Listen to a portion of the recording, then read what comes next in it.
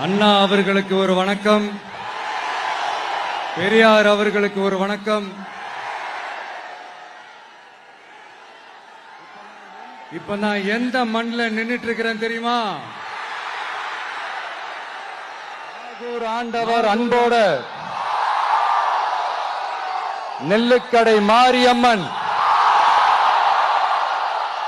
அன்னை வேளாங்கண்ணி ஆசியோட கடல் தாய் மடியில் இருக்கிற என் மனசுக்கு ரொம்ப நெருக்கமான நாகப்பட்டினம் மண்ணில் இருந்து நின்று பேசிட்டு இருக்கிறேன். என் நெஞ்சில் குடியிருக்கும்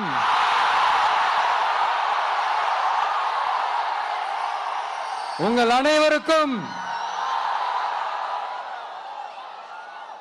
என்னைக்குமே ஒரு மீனவ நண்பனா இருக்கிற இந்த விஜயோட அன்பு வணக்கங்கள். இந்த கப்பல் இருந்து வந்து இறங்குற இந்த பொருட்களை எல்லாம் விற்கிறதுக்காக அந்த காலத்துல அந்தி கடையெல்லாம் நாகப்பட்டினத்தில் இருக்கும்னு கேள்விப்பட்டிருக்கிறேன். மீன் பிடிக்கிற தொழில், மற்ற தொழில்கள், இந்த விவசாயம், எந்த பக்கம் திரும்பினாலும் எப்படி பார்த்தாலும் உழைக்கிற மக்கள் இருக்கிற ஊர் தான் நம்ம நாகப்பட்டினம் ஊர். மத வேறுபாடே இல்லாத அனைவருக்கும் பிடித்து போன மத சார்பின்மைக்கு எடுத்துக்காட்டாக வாழ்ற உங்கள் அனைவருக்கும் மீண்டும் என்னுடைய சிரம் தாழ்ந்த ஸ்பெஷல் வணக்கங்கள். இந்த தமிழ்நாட்டில் இந்த மீன் ஏற்றுமதியில 2வது இடத்துல இருக்கிறது நம்ம நாகப்பட்டினம் ஹார்பர் தான். ஆனா அங்க நவீன வசதிகளோட இந்த மீன் பதப்படுத்துற இந்த மாடர்ன் தொழிற்சாலைகள்லாம் இல்ல. அது மட்டும் இல்ல, இந்த அடிப்படை வசதிகள் கொண்ட இந்த வீடுகள்லாம் இல்லாம ரொம்ப அதிகமா இந்த குடிசை பகுதிகள் இருக்கிற ஊரும் நம்ம நாகப்பட்டினம் ஊரு தான்.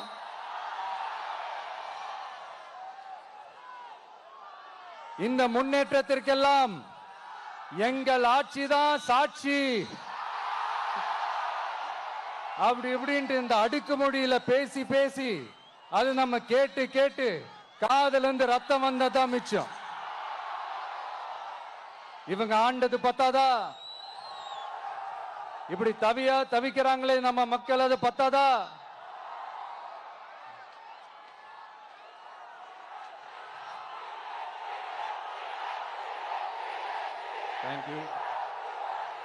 தேங்க்யூ.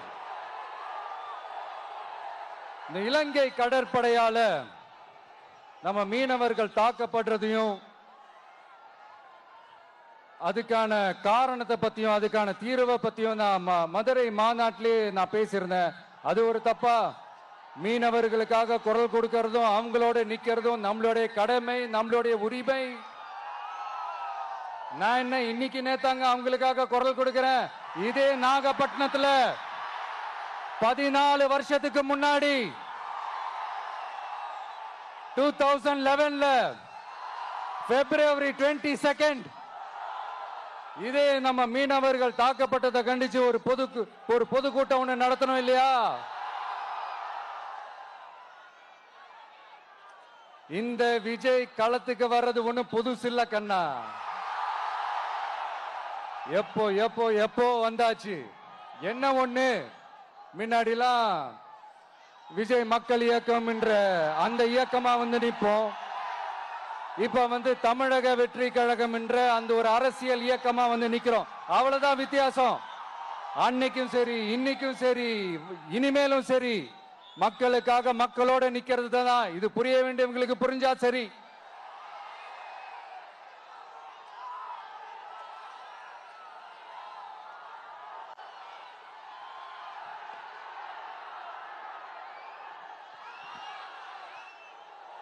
மீனவர்களுக்காக குரல் கொடுக்கிற இதே சமயத்துல நம்ம தொப்புள் கொடி உறவுகளான ஈழத் தமிழர்கள்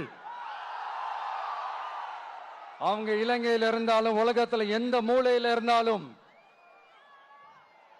தாய்ப்பாசம் காட்டின தலைவனை இழந்து தவிக்கிற அவங்களுக்காகவும் குரல் கொடுக்கிறது, அவங்களுக்காகவும் நிக்கிறது நம்மளோட கடமை இல்லையா?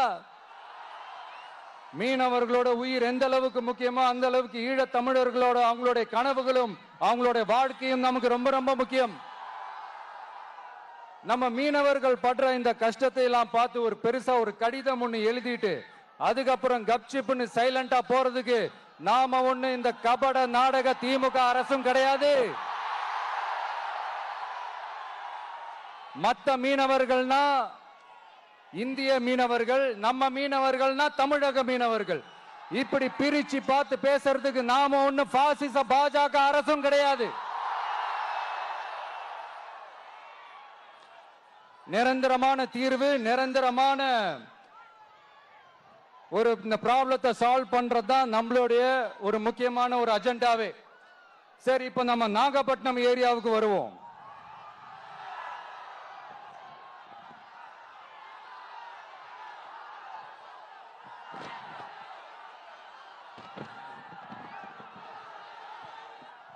இங்க இருக்கிற மண் வளத்தை பாதிக்கிற இறால் பண்ணைகளை முறைப்படுத்தணும்.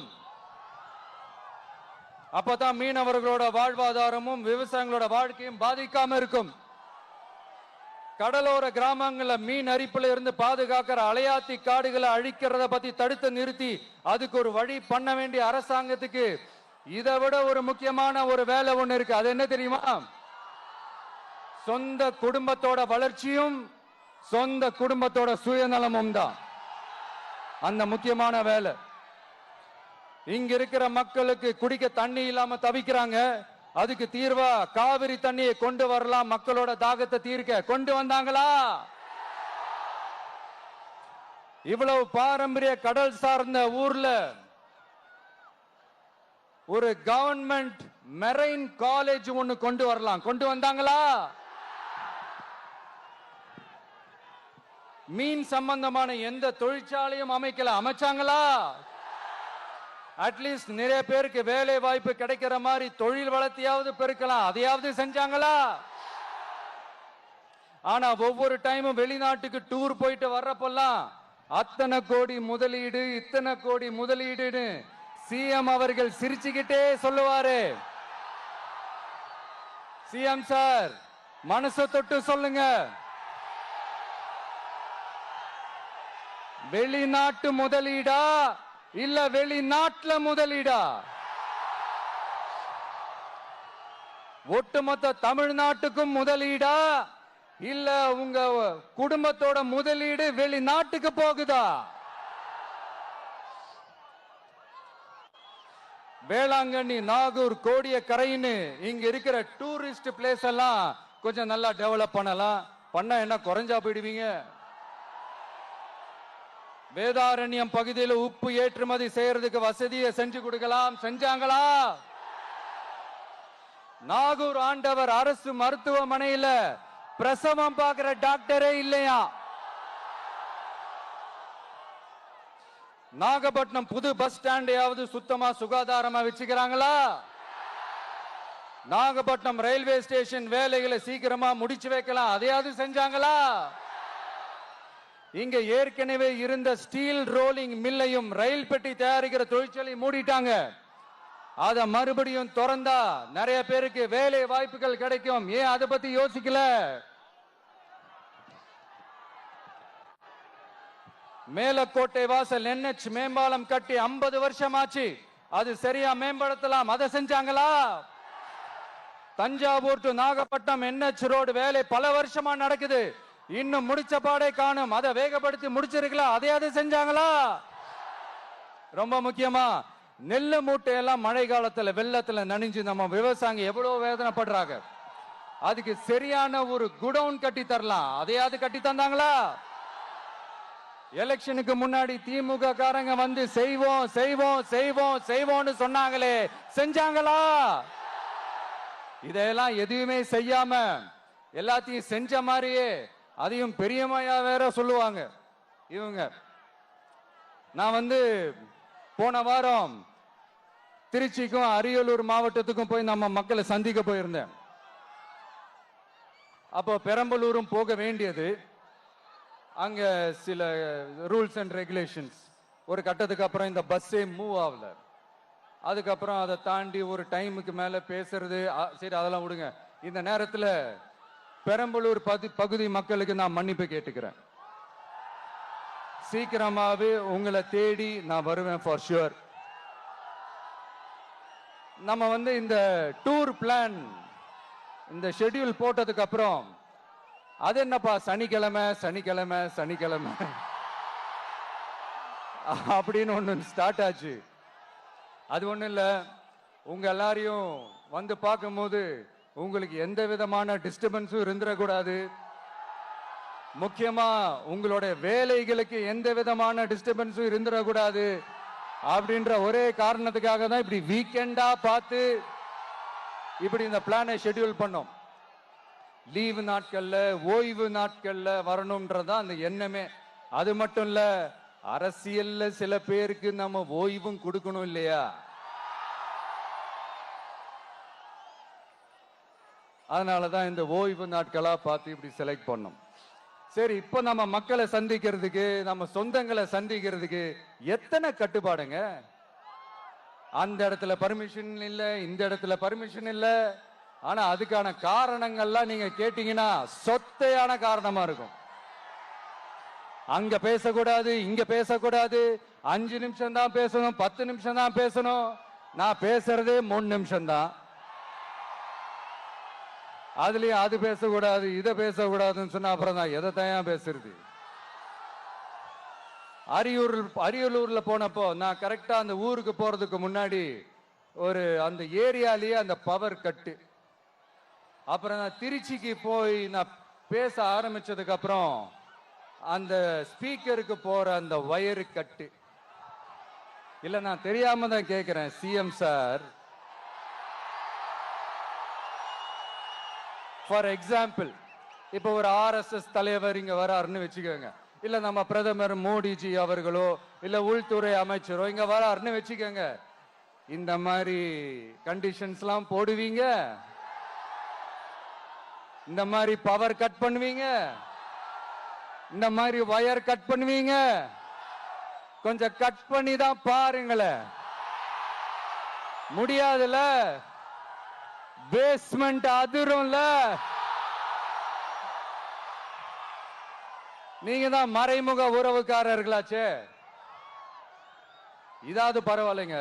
இதை தாண்டி ஒரு ரூல் ஒண்ணு போட்டாங்க, பஸ்ஸுக்குள்ளேயே இருக்கணுமா, பஸ்ஸை விட்டு வெளியில வரக்கூடாதான், கையை இவ்வளவுதான் தூக்கணுமா, இப்படியே வரணுமா, மக்களை பார்த்து சிரிக்காத, மக்களை பார்த்து கையசைக்காத, இப்படியெல்லாம். ஐயோ ஐயோ, நானும் என்னவோ ஏதோ நினைச்சேங்க. செம்ம காமெடியா இருக்குங்க.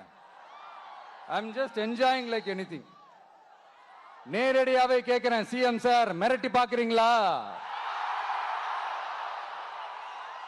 அதுக்கு இந்த விஜய் ஆள் இல்ல சார், அதுக்கு நாம ஆள் இல்ல சார்.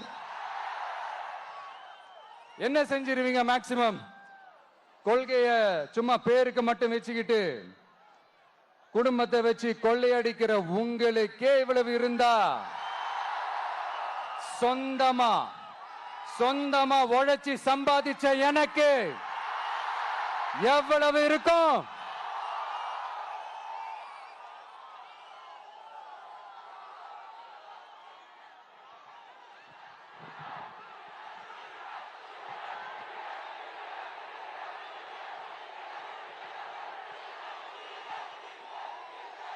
தேங்க்யூ நண்பா. என்ன நாங்க பெருசா கேட்டுட்டோம்? மக்கள் நிம்மதியா ஃப்ரீயா நின்னு பார்க்கிறதுக்கு ஒரு இடம், அதை நாங்க தேர்வு செஞ்சு அதுக்கு பர்மிஷன் கேட்கிறோம். ஆனா நீங்க என்ன பண்றீங்க? அந்த இடத்தையெல்லாம் விட்டுட்டு நெருக்கடியோட, மக்கள் நெருக்கடியோட எங்கெல்லாம் நிப்பாங்களோ அந்த இடமா பார்த்து செலக்ட் பண்ணி தரீங்க. உங்க எண்ணம் தான் என்ன சார்? நான் அவங்கள பார்க்க கூடாது, அவங்களோட பேசக்கூடாது, அவங்க குறைகளை கேட்க கூடாது, அவங்களுக்காக குரல் கொடுக்க கூடாது, என்னதான் சார் உங்க எண்ணம்? சரிங்க சார், ஒரு அரசியல் தலைவன் அப்படின்றதெல்லாம் மறந்துருங்க.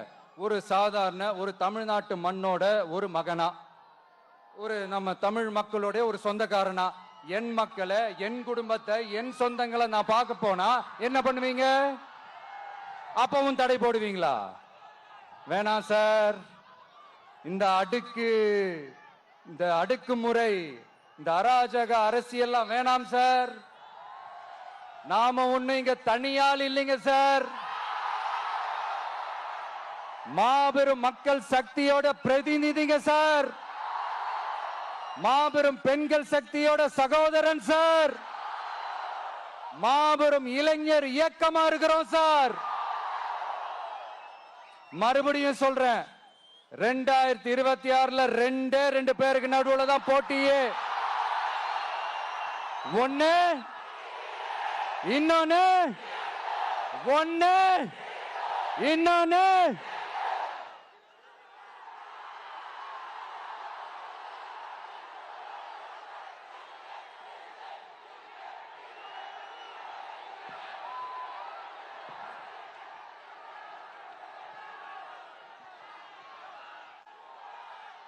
இந்த பூச்சாண்டி வேலையெல்லாம் காட்டுறதை விட்டுட்டு தில்லா கெத்தா நேர்மையா எலெக்ஷனை சந்திக்க வாங்க சார்.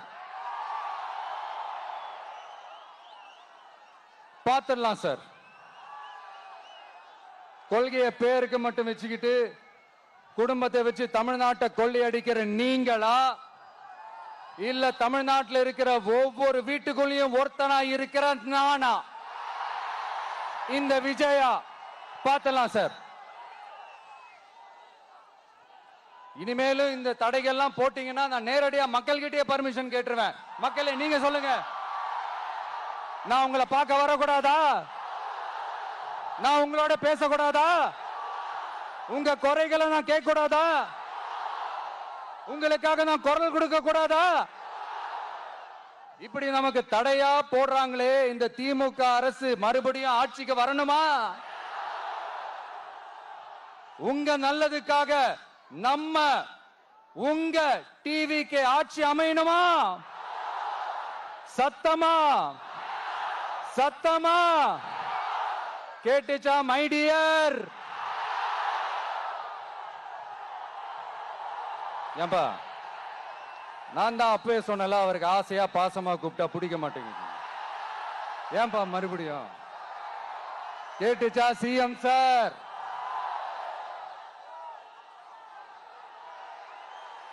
இந்த போர் முழக்கம் உங்களை ஒரு நிமிஷம் கூட தூங்க விடாது, துரத்திக்கிட்டே வரும்.